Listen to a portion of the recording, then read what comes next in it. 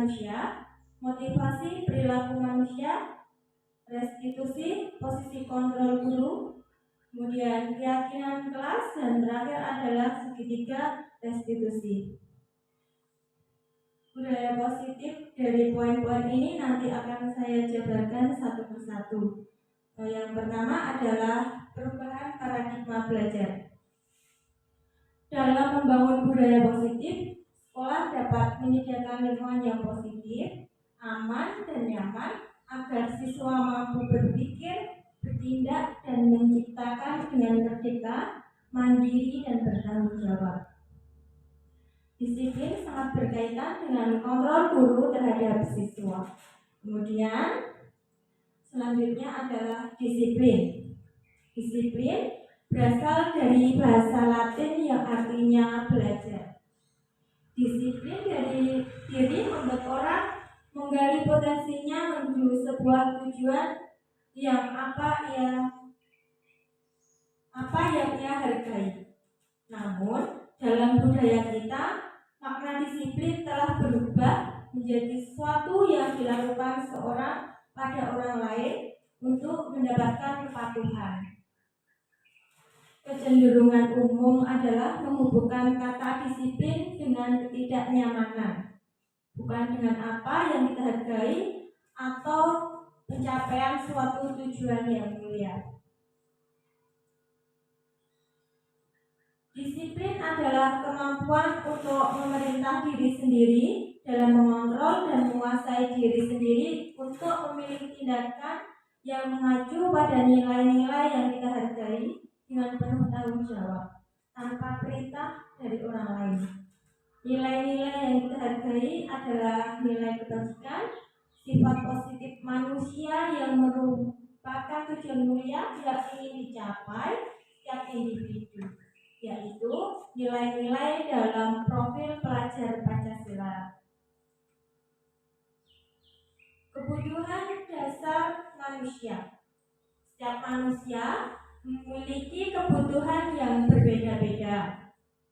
Kita harus berusaha memahami pandangan orang lain tentang dunia. Setiap orang memiliki gambaran yang berbeda-beda. Kebutuhan dasar manusia yaitu ada 5. Yang pertama adalah bertahan hidup, kemudian kasih sayang, kemudian kesenangan, kebebasan, dan penguasaan.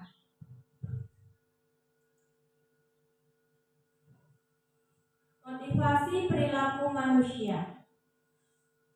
Motivasi perilaku manusia itu ada motivasi intrinsik dan motivasi eksternal.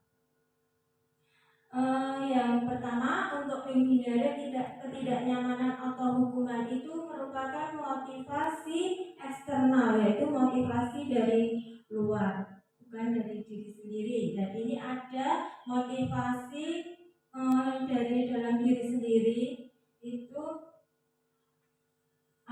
supaya anak itu saya akan menjadi orang yang seperti apa, itu timbul dari diri anak sendiri.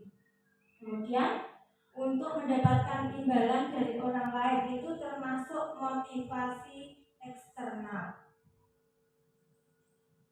Selanjutnya, posisi kontrol guru. Ada 5 posisi kontrol guru. Yang pertama adalah sebagai penghukum, membuat rasa bersalah. Terus kemudian posisi kontrol sebagai teman, kemudian pemantau, dan yang terakhir adalah posisi kontrol sebagai manajer. Biasanya di sekolah Bapak Ibu, ayo kita evaluasi Bapak Ibu ini posisinya kebanyakan sebagai apa dan yang mana? Membuat merasa bersalah. Posisi kontrol itu kalau di sini masih dikatakan gagal. Yang posisi kontrol dikatakan sukses atau berhasil itu yang nomor 5 sebagai manajer. Kita sebagai guru, kalau ada anak yang bersalah atau melanggar keyakinan kelas, kita harus memposisikan guru sebagai manajer, yaitu dengan cara yang bagaimana kita tanyakan dulu keyakinan kelas kepada anak, kemudian mencari solusinya bersama dengan anak, begitu. Nah, di sini selanjutnya adalah keyakinan kelas. Keyakinan kelas adalah salah satu disiplin positif yang bisa kita terapkan dalam membangun budaya positif di sekolah. Dengan adanya keyakinan kelas, di setiap kelas diharapkan dapat mewujudkan tujuan pendidikan yang berorientasi kepada profil pelajar Pancasila. Keyakinan kelas ini dibuat bersama dengan anak-anak di kelas. Yang berperan untuk membuat keyakinan kelas ini adalah guru dan anak-anak di kelas.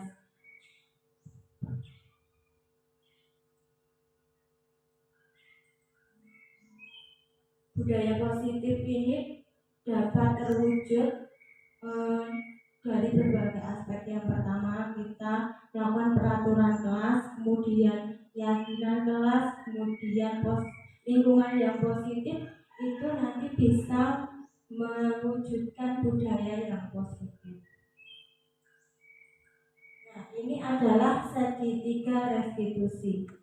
Yang tadi kita sebagai manajer itu kita harus melakukan cara dengan segitiga restitusi ini untuk menghadapi masalah-masalah yang ada pada anak.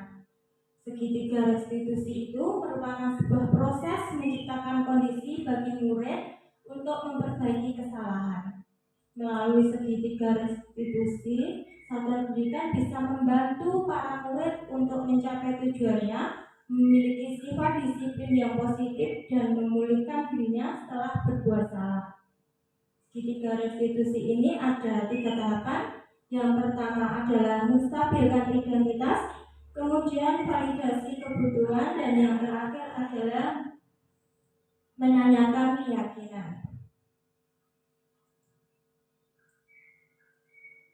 Yang pertama tadi adalah menstabilkan identitas, dan tujuannya untuk membuat anak yang merasa gagal karena berbuat salah menjadi positif terhadap dirinya. Dengan cara yang bagaimana sebagai guru kita bisa berkata pada anak, berbuat salah itu hal yang manusiawi, tidak ada manusia yang sempurna. Nah, dengan cara yang seperti itu, yang pertama menstabilkan identitas, kemudian yang kedua validasi kebutuhan, dengan tujuan membuat murid mengenali basic kebutuhan dasar yang ingin dipenuhi ketika melakukan kesalahan itu. Pada dasarnya, setiap tindakan manusia tujuannya adalah memenuhi kebutuhan dasar, apakah itu penguasaan, kebebasan, kasih sayang, dan rasa diterima, kesenangan, atau bertahan hidup. Dengan tindakan kita, guru berkata, maukah kamu belajar cara lain untuk mendapatkan yang kamu butuhkan tanpa harus memukul? Bisa dengan cara yang seperti itu, atau dengan yang lain. Kamu pasti punya alasan mengapa kamu melakukannya. Itu yang validasi kebutuhan. Kemudian yang terakhir menanyakan keyakinan. Dengan ini anak melihat kesalahannya dihubungkan dengan norma sosial dan nilai-nilai yang mendasari manusia berinteraksi dengan orang lain. Dengan perbuatan atau perkataan, guru bisa menanyakan dengan seperti ini. Apa nilai yang kita percaya di kelas atau di sekolah kita? Kita menanyakan keyakinan kelas yang sudah kita buat tadi bersama dengan anak. Seperti itu tadi tahapan-tahapan untuk segitiga restitusi. Mungkin hal ini yang dapat saya sampaikan. Ada pertanyaan atau tanggapan dari Bapak Ibu? Sudah jelas, Bu? Ya, terima kasih atas perhatiannya. Ya, ini yang dapat saya sampaikan. Kurang dan lebihnya saya mohon maaf. Wassalamualaikum warahmatullahi wabarakatuh.